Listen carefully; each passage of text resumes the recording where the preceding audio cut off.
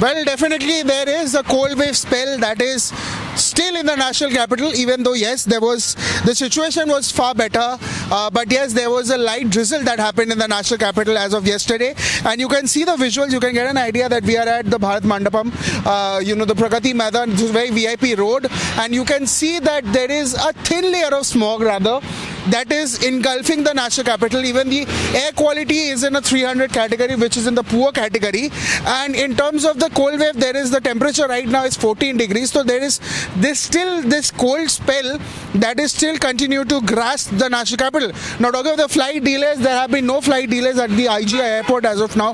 No cancellations as such. But yes, at the Kolkata airport, there have been 20 plus delays that have been there, but no cancellations as such. And when you see the visuals also, you will get a perspective that yes, the situation is better than that of that was there for 2 days back. But yes, there is still a shallow amount of fog that is still in the national capital that is there, and this is the situation that we are trying to show you. We are trying to give you a pulse. We are trying to give you a perspective of the cold wave that is still there in the national capital. This is me, Brian Adi Thomas, signing off with camera person Ankush for NewsX Delhi.